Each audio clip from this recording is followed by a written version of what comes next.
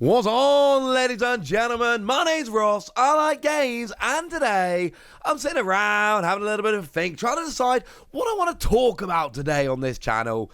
And then, right as I'm kind of getting to my deadline of needing to start the video, would you believe it, the lovely folks over at One Piece, over on the official Twitter, go and share this.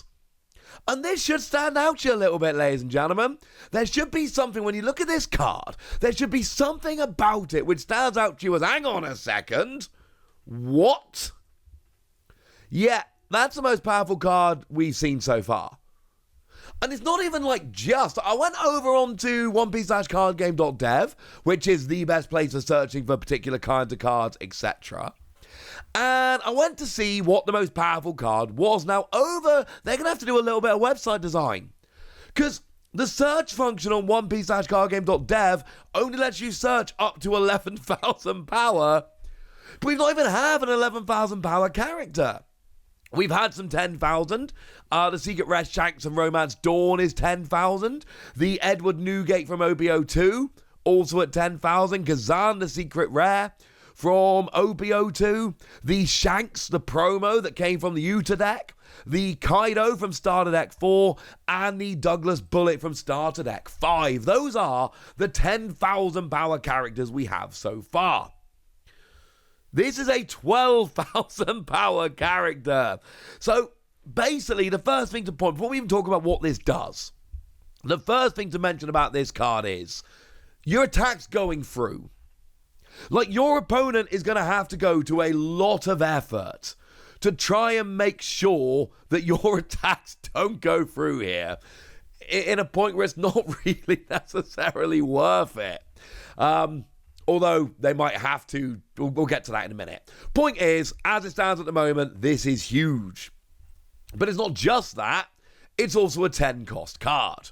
And you may notice that 10 cost is, again, pretty gosh darned ridiculous, because of course 10 cost is the maximum number of cost. Like, you pay by resting Don and you only have 10 cards in your Don deck, so, and there may be mechanics in the future that allow this, but as it stands at the moment, 10 is the maximum possible cost of any card in the TCG, which is a very big deal. But 12,000 power is huge. And we need to just stop for a minute, because remember, we've already seen a couple of cards that are going to boost this up very nicely indeed. Specifically, I'm thinking about the Prometheus from the starter deck that's got an activate main. You may rest this card, and up to one of your Charlotte LinLin gains double attack during this turn.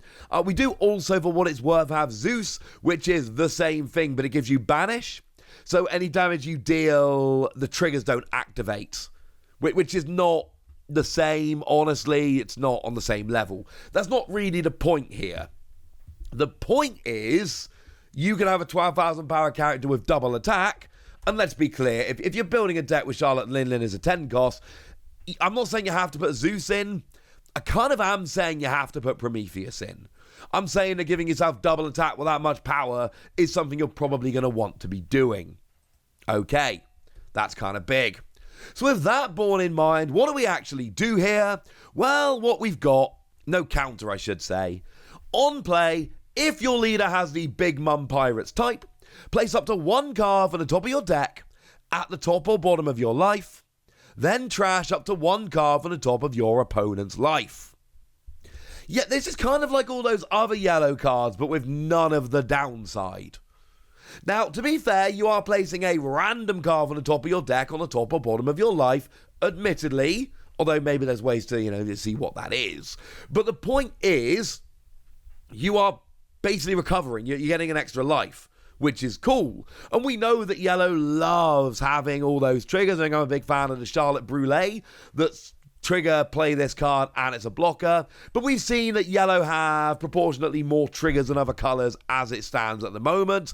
This is a very, very good thing. But you're getting an extra card here. This is a very good thing. But also, you're getting rid of one of your opponent's life. That's a 2-life swing in one go. You're getting rid of one of your opponent's life, and it is important. We've seen this in Digimon. It is trash up to one card on the top of your opponent's life. You're not taking the life, you're trashing the life, which means trigger doesn't activate. This isn't the same as when you take a life when you are attacking. This is just plain discarding a life, so any trigger that they might have won't activate here, and that's a very, very big deal indeed. I adore this. I mean, literally, right, when you play this card, you're gaining a life, that's a good thing, and you're getting rid of one of your opponent's life, which is a good thing. And then you've got a 12,000 power character who, not for nothing, is going to have double attack. Because again, I cannot imagine, and I know this card's only just been revealed and we don't have deck lists and we don't have tournament results and all of that, but I cannot imagine for a second you are going to play this card in a yellow deck and not have Prometheus. That's just ridiculous, ladies and gentlemen. That is absolutely ridiculous. So, yeah, I feel pretty good about this. This is one of the best cards we've seen. Like, a nice example I like to give, where when Black was being developed, when these colours were being revealed, when we saw Black cards for the first time, they were doing this whole lowering your opponent's play cost and taking advantage of it. And it all looked good, but there was something missing. And then the secret rare Kazan got revealed that just on all turns, all your opponent's characters get -5 to their life, which just opened up so many more things. And yes, Kazan is a 10 cost admittedly, so it's no good in the early or even mid game. It's kind of survive till the late game and then Kazan's going to come out and yay, it's all good and all of that. But the fact of the matter is, that is a kind of card that just unlocked Black, I believe, in a much more profound way than we've seen before. And I feel the same with this Charlotte and Yellow. I'm not saying before this Yellow's trash, and I'm not saying you shouldn't play Yellow before this card or any of that. Although, to be fair, before this card means you're just playing start at X7. Maybe, putting some of the 2-offs up to 4-offs. But, before OPO3 comes out, you've literally just got started X7.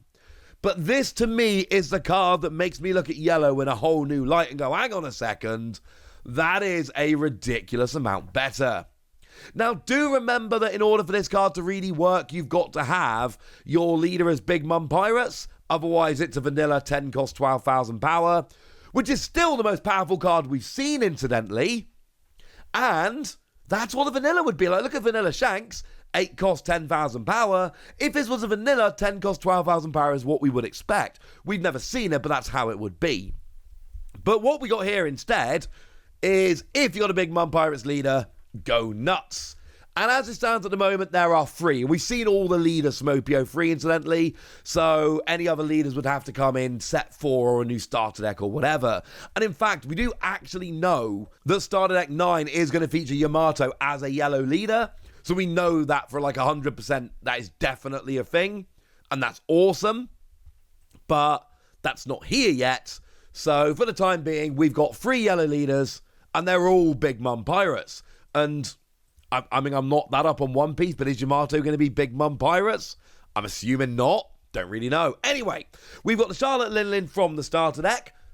Obviously, we've got the usual deal. If they've all got 5,000 power. The monocolor have 5 life, dual color have 4.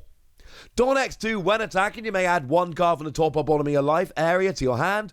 If your life is 2 or less, you may place a card from your hand at the top of your life. So early game card advantage, but you go lower on life, although that activates a bunch of yellow cards. And then in the late game, it's just swapping a life, which is fine. We got the Charlotte Katakuri from OPO3. Dawn X1, when attacking, look at up to 1 life card from the top of your or your opponent's life area and put it either on top of or bottom of the life area. Then you gain 1,000 power for this battle. And then you've got the dual color, so that lets you play black decks as well. Oh, sorry, black cards as well, because it's a yellow/black deck.